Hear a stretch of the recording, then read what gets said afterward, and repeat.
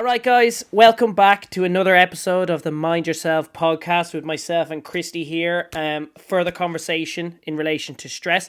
This episode, for anyone who's listening, is going to be based on sexual health, sexual education, and its connection to stress. So maybe to start off, Christy, could you give your opinion on what sex education and the state of sex education is in Ireland today? Yeah, basically there's been a shift in Ireland that particularly young boys, but boys and girls are learning their sex education. It's gone from the Catholic Church, which was that sex is a bad thing, to now porn, which creates unrealistic ideas of sex. But one point I think is important, they didn't really acknowledge directly, is that I think the biggest problem is that children are taught and teenagers are taught that sex is always successful. That basically, again, when you compare it to pornography, for example, this is a weird way of saying it, but like the people in pornography are essentially professional sex workers. So they're like very good at their job, obviously. And that creates the sense basically that sex is always successful. And it, of course, then creates unrealistic ideas of sex. And in reality, like I'm sure it's something that's still brushed under the carpet, but things like premature ejaculation, like impotence, like lack of sexual arousal for males and females are still very, very common things. I think it's even 1 in 5 is what the latest statistic I saw. And that's not even in like biology. And is that for a particular age group, or is that just in general? I think it's consistent, like, but particularly, like, I imagine when teenagers are having sex for the first time, they have no idea what they're doing. So that, of course, increases the risk of some sort of issue happening during sex. Like, you know, it's a common topic as well that your first time is always terrible and awkward because people don't know what they're doing. And I just think that's because, like, even sex ed in schools at the moment, like, they explain the basics. Basically, this is a penis, this is a vagina. Always wear a condom or you can get STDs. But, like, it doesn't actually explain the process of sex and what can go wrong and what to do if it does go wrong. It's more based around consequences, but it's not based around actual education on the process of sex. One thing I am happy about, though, I should point out, is like the title now in schools is like in the curriculum is sexual education and relationships. So it's sex and relationships education, because I do think they tie very closely too. We're not going to talk about it now because this is based around stress, but it is important to acknowledge as well, like the emotions you feel when maybe you're in love with somebody and that's when you have sex with them, even in the teenage years. I think that's important to acknowledge as well. But it's just too still, like, it's improved, but it's still too mechanical. That's my biggest issue with the sex ed curriculum at the moment. Yeah, and I think that bit that you started with on pornography is a nice kind of almost kind of place to kind of kickstart the how stress is connected. And one of the things I'm curious about is, obviously you've mentioned pornography has a negative impact because it obviously shows a perfect sex scenario which isn't realistic. But I'm wondering, given obviously stress is this kind of pressure that people put themselves under and can something that people feel. So how is the kind of modern world we live in, where there's easier access to pornography for younger people? It's a more sexualized world in the media, in celebrity culture. How is that kind of tied to the stress that people might feel during sex today for younger people, particularly teenagers, where they're so exposed to kind of a more sexualized world through social media and celebrity culture? So I'll start that by explaining, I think it's important just to know the basic biology behind like the hormones involved in sex. Yes. So obviously, in the teenage years and early adolescence, males and females hit puberty. Females generally hit puberty about 1.5 years younger than males. And puberty is what basically stems the production of sex hormones. So what happens is basically the pituitary gland in the brain releases this luteinizing hormone, and follicle stimulating hormone. And these then stimulates the testes to release testosterone and the testes to produce sperm. And in females, then these same hormones are released. So luteinizing hormone and follicle stimulating hormone basically leads to the production of estrogen and progesterone. But what's also interesting is in females, there's also a release of male sex hormones, and they're released by the adrenal glands. And what happens then is it's converted into estrogen by an enzyme in fat cells. But what can end up happening, particularly in females, is if they're too stressed, there's less estrogen produced because these male hormones aren't reversed, and this can then lead to reproductive problems. But stress in a whole, what happens basically is stress in males and females shuts down this whole system, because obviously when if you're being chased by a lion in a dangerous situation, as your body might think, it's not the time to be ovulating, or it's not the time to produce sperm. There's a bigger issue on hand.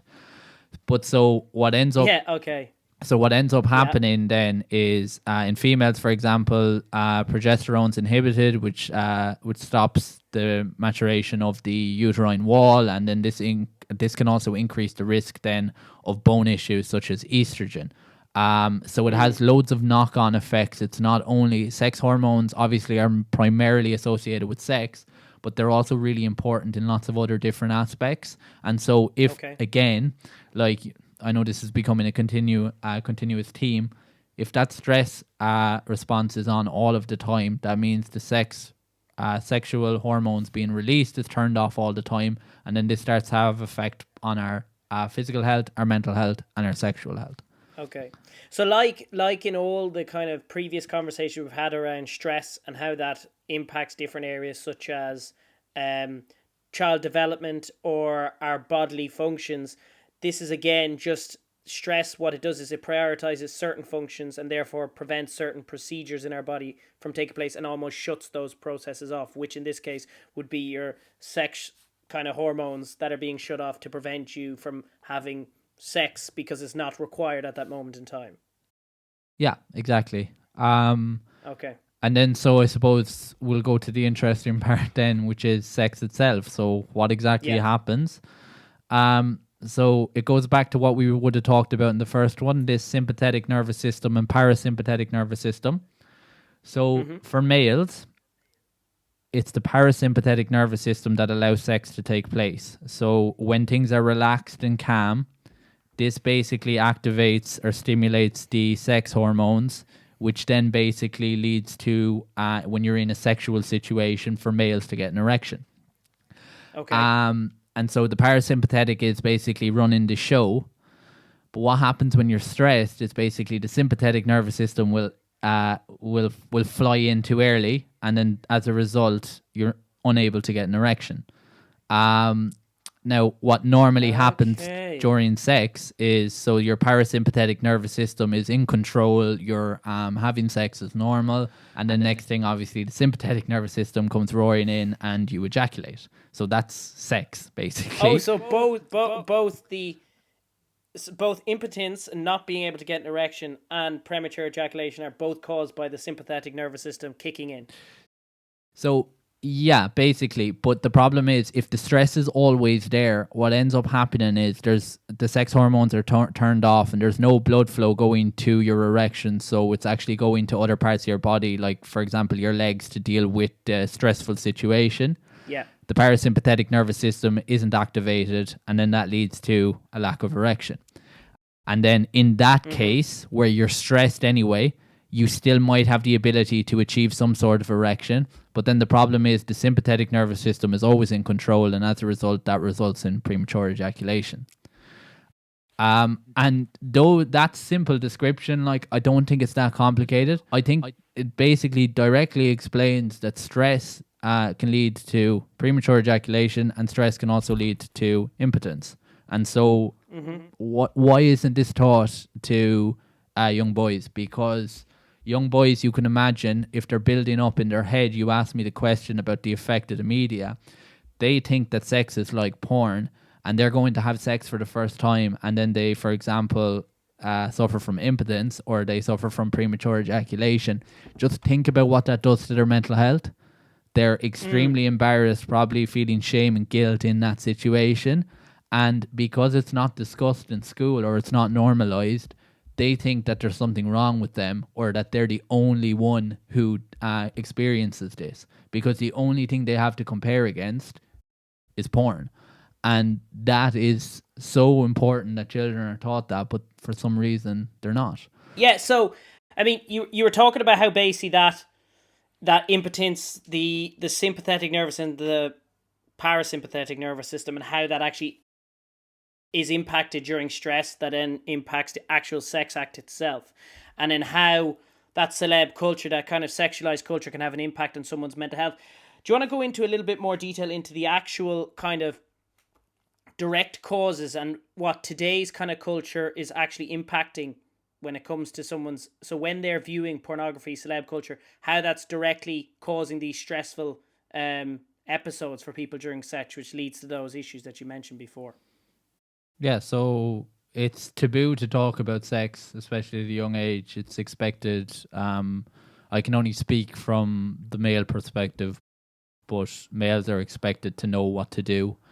And their comparison is essentially porn. And porn basically creates this concept that every man should be able to completely like please a woman sexually without any issues. They should know what to do, and that's the only standard they have to compare against. While and it creates this essential, I suppose, utopia where even I'd say if a male didn't successfully have sex with a girl, they'll lie and they'll say that they did. And that obviously creates enough pressure as it is, because it creates the what if it gets out as well. And then it's just this ongoing lie essentially. For, as I mentioned, about one in five will basically have to hold that, will have to keep that inside basically and act as if it's normal, but in reality in their head they're actually panicking completely. Okay. And so I suppose, obviously we've mentioned, and David Kavanagh previously mentioned, about the state of sex ed today, and we've talked about how it is improving. Sex and relationships is the way it should be addressed, but obviously we're focusing specifically here on stress, and we've seen how stress from the biological sense can have a negative impact on the sexual experience for both male and females. So what should people do then? Obviously there's no way of getting rid of pornography. The access is always going to be there, and if not easier, for people going forward. So from your perspective, how do people then kind of bring up a kind of a sexual health, or look at their sexual health with avoiding the kind of pressures that media and celeb culture is putting on people's sex lives? It should be done in schools. It should be done both. It should be done at home. It should be done in schools. Parents should be able to have an open conversation with their child about their sex life. And then it should be done in schools, where teachers should be able to have open conversation. And it's particularly important in schools, because when you are educated on something alongside your colleagues, you know that they're being educated on the same thing. So everybody's on the same page. I think the media in some way, like that Netflix show Sex Education, I thought was very important in relation to addressing it. So there does seem to be some sort of progress, but in relation to improving it, like, it's 100% education. Like, it's telling young boys and young girls that if sex doesn't go okay, there's not something wrong with you. It's actually more normal than you think it is. And it's factors outside of your control sometimes that you're not even aware of that are playing a role, such as stress. Like, even the conversation we're having now, like, that's not common knowledge, that basically stress has such an impact on sex. I don't think it is. Or even if it is, they don't understand it. They just know it has an impact, but they don't understand how to basically manage it and how it does affect sex specifically. But I mean, as you said, there's a lot to it. I mean, you went through high level, obviously, the biological side of stress on sex. And then we've talked about just the few things top of our head that can generate that stress, which can then lead to those kind of stressful experiences. I'm curious that we've talked about and you've mentioned, and we all are aware of the taboo around sex and how, both parenting it, teaching it, and then learning and talking about it amongst your peers is still not fully open. It's getting there, but it's not fully open. I'm curious, from your perspective on the research side and more on the scientific side, obviously not my background, how sex, mental health, and stress and those kind of areas are addressed in the research field. And is there much research in the stress and sex field? And is there anywhere that's doing it very well, and addressing sex education very well, for people to learn from? My expertise in this now is limited, but one point I Yeah, will of course. make is there's absolutely no evidence that sex ed leads to, like even from a young age leads to, because there are still arguments among people that you shouldn't be discussing sex, that it promotes more sex or more promiscuous sex. Okay. Obviously, like they are at everything. The Scandinavian countries, I think they start educating children at a very young age about sex ed. Okay. Um, and the results are basically that they have lower teenage pregnancies and they have lower levels of STDs. So, of course, like everything, they're better. Um, Kind of a common occurrence that the Scandinavians do But things in better. relation to your point about you mentioned that it's getting better, and that it's like I still, this is my opinion now. This is not factual. Of I course. still think it's absolutely taboo.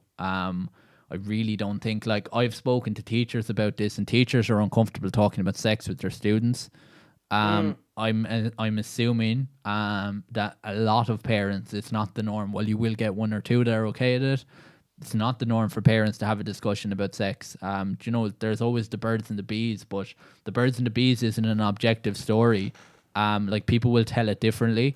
So I imagine some parents will offload maybe too much information in other circumstances. They'll say that they had the birds and the bees talks, but they basically just like broke it down to a 2 minute conversation. Yeah. So I really don't think it's getting better. Like, and I think the best way to maintain that it does get better, to maintain progress, is by getting it more integrated into the curriculum. Um, and it's just, and again, I'm probably biased on this, but I think it's also important that it comes from younger people, particularly younger teachers, because personally, I think when I was a student, if I had somebody coming in who was like 50 or 60 telling me what sex is changing, Yeah. I wouldn't take them seriously. But if I had somebody maybe who was 5 to 10 years older than me, I would take it more seriously, that they know what they're talking about. Um, and then again, I would take in the information, because I also personally think this is information students want. Like, you always hear basically that the education system is outdated and students aren't, like, we don't learn anything that's useful to us. You hear students saying Yeah. that. Like, sex ed is definitely something, because sex is something that every child or teenager will be exposed to at some stage in their life. So they should learn about how it works and how, more, as I mentioned, how it doesn't work. I think that's Yeah. important. And and obviously, so it's like what it kind of, maybe I kind of came across wrong. It's not so much that it's not taboo, but the way it's maybe spoken about more broadly today than maybe it was in the past, but probably not in the right way. So the messaging around sex is more out there, but the problem is the messaging is incorrect with how it is showing and displaying sex, if that makes sense, as regards celebrity culture, pornography. It might be more widespread than it was when our grandparents and parents were younger, but the messaging isn't correct. It's invalid, incorrect information that's informing kids in the wrong way. But going back to what you were saying about, you're very, very right. Like, porn's not going away. Like, like sex culture in the public, like people freely basically being more sexualized. Like, I don't think that's too much of an issue compared to porn. Like, porn's a big, big issue, I think. But again, like you said, it's not going away. It's not going to go away. Like, you can't stop a child from accessing a phone or a laptop, or and watching porn. But what you can do, again, and it goes back to education, you can educate them about how, just telling them even that simple sentence. I'd say there's plenty of people who are teenagers who don't know that porn is not a realistic blueprint of sex. it's completely unrealistic. But Yeah. they don't know that because it's not discussed. Because again, going back to the taboo, people don't want to talk about porn. You know? Yeah. Okay. And I suppose, I mean, so when it comes kind of bringing it back a little bit more to the stress side, outside of the actual process, and then how stress directly impacts sex itself, are there any more serious issues around sexual health that stress, if not addressed, can cause in sex? Or is it just, it doesn't have any connections to regards more serious kind of sexual health areas or things like that, does it? Like I think like this divides, is what I'm suffering a stress issue or is it a medical issue? Like there's actually a useful knack here. If there is somebody listening, this can be even an adult, if they think they're suffering from impotence, there's a thing you can do basically that, as I mentioned, so the parasympathetic nervous system is what responsible for getting an erection. And that's why lots of males will have an erection while they're asleep, because primarily when you're asleep, it's the parasympathetic nervous system in place. So to differentiate between if it's stress that's causing the impotence or if it's a medical problem, because I'd say it's very common for people to go to doctors panicking. Now, you can do it the official fancy way of basically getting like some sort of technology to test if you're successfully getting erections. But a far easier way is if you just wrap your penis with a collection of stamps when you don't have an erection and go to sleep. If the stamps haven't moved when you wake up in the morning, that means you could have an issue. But if they have moved, you can tell that you successfully had an erection when you were asleep, and as a result, it's a psychological issue related to stress rather than a medical issue. Again, stamps. What do you mean by stamps? Like postage stamps? Yeah, like, do you know, like a line of stamps? Oh yes, yeah. Yeah, so basically, if you just wrap them and then you stick it to the other end. Oh yes, sorry, so yeah, it's like a light bind essentially. Again, this sounds weird, but this is something weird. But this is something that's useful to know. Because imagine 18-year-old who went, let's say 18-year-old male who has sex with female tries to have sex and can't, suffers from impotence. Imagine what's going on in his head.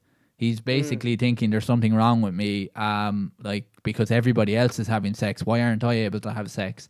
And so a simple tool rather than panicking is that little self-experiment, I suppose you could call it. And so I suppose that, because that kind of pressure and stress because it didn't work, or, it didn't go according to plan as the porn movie showed, would stress that person out, and, that child, girl or guy out, to feel like they're different to everyone else, and that leads to mental health issues and stress and self-esteem issues and things like that, because so much of sex, particularly when you're in your puberty years, is tied to your self-esteem, and I think that's where it's important.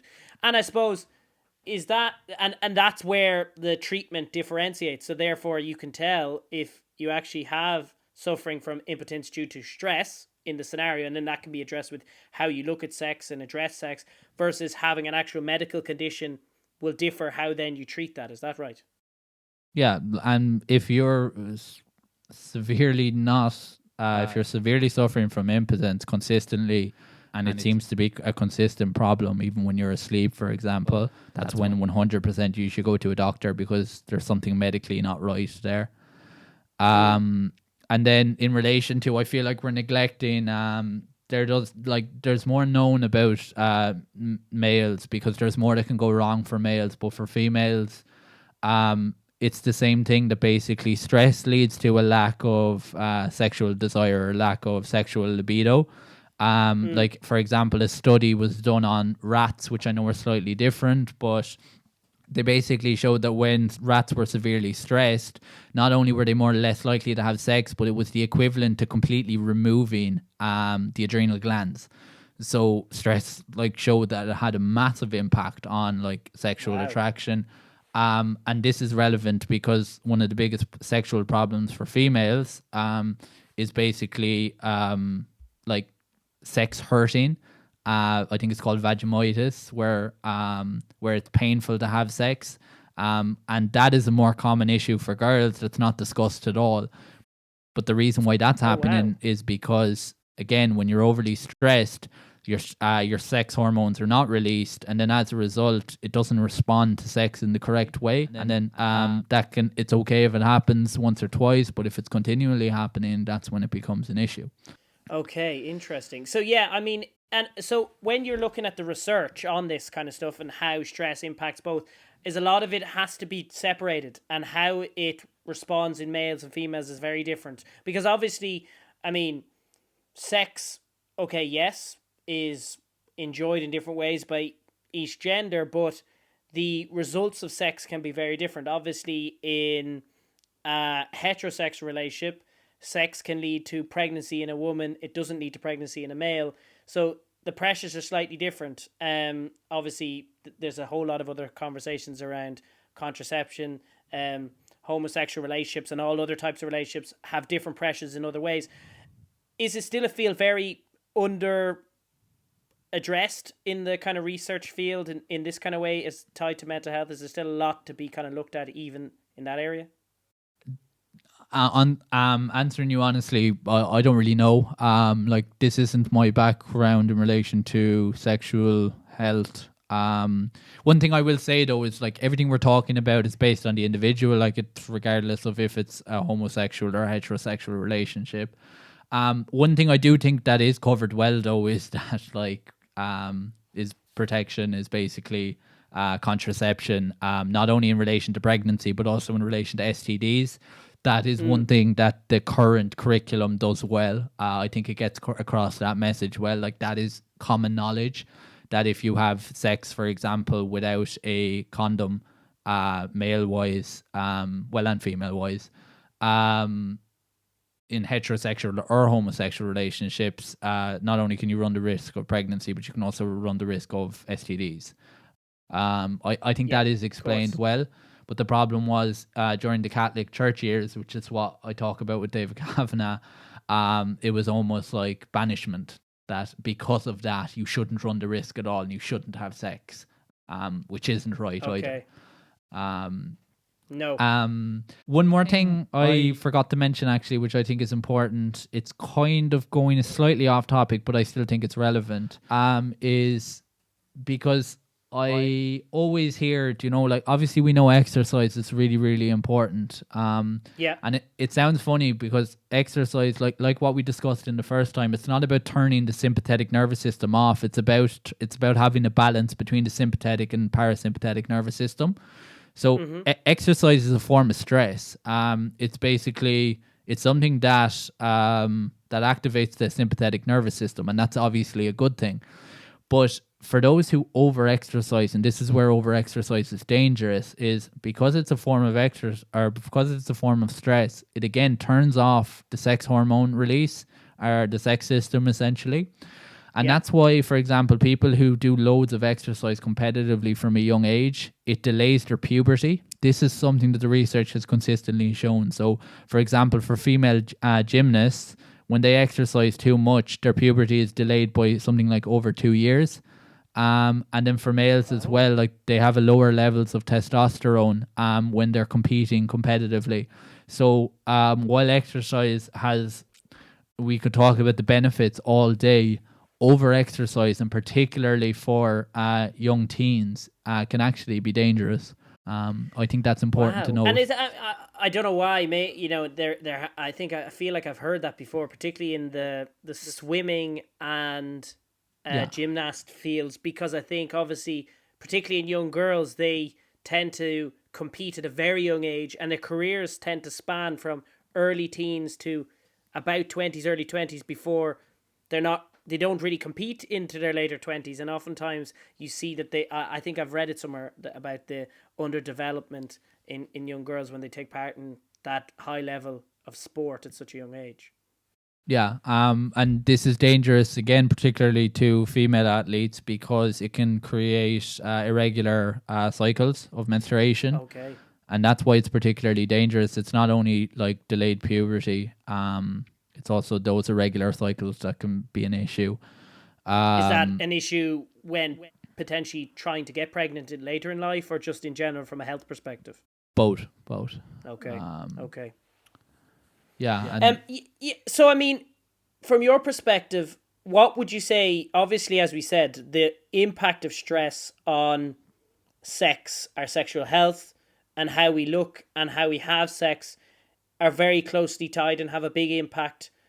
Stress has a big impact on it, which maybe isn't fully made aware of or understood by people. What would you say are the key kind of highlights or tips that for people to take away from the discussion regarding, why stress should be thought about when they're thinking about sex and sexual health, both probably from parents and probably predominantly from parents and teachers, just so they understand, how to address kids, but then more also then for just young people in general, so they understand their own sexual health and sexual lives. I think there's two answers to this. Okay. While I'm generally in favor of making change on the individual basis because it's too difficult on the institutional basis, I do think it can be changed through institutions. I think if sex education improves in schools, I think that can make a big difference. But on an individual level, if there's any parents listening particularly, I think having the conversation about sex is not enough. It's about what you say having the conversation. That's what matters. So having the conversation, I think it's important to reassure young boys and girls particularly that sex doesn't always go right. I think that's important to acknowledge, that it's very common for something wrong to happen, and that there's nothing wrong with you automatically if something wrong does happen. And that if something wrong does happen, it should be important that you should be able to come to me. But I know like parents won't be able to have that conversation. It's just too awkward, particularly out of the blue. It's something that you kind of have to work through over time. And then this is the other big one, like, is trying to have a conversation, particularly with young boys, about porn. Like there's a very good TED talk. This has just came to me about how porn doesn't only influence sex, but it also influences how you see women. Okay. And I think we will include it in the show notes. It does have a big impact, particularly, and porn addiction is something that's actually quite common as well. That again is kind of put under the table as it's not that bad, but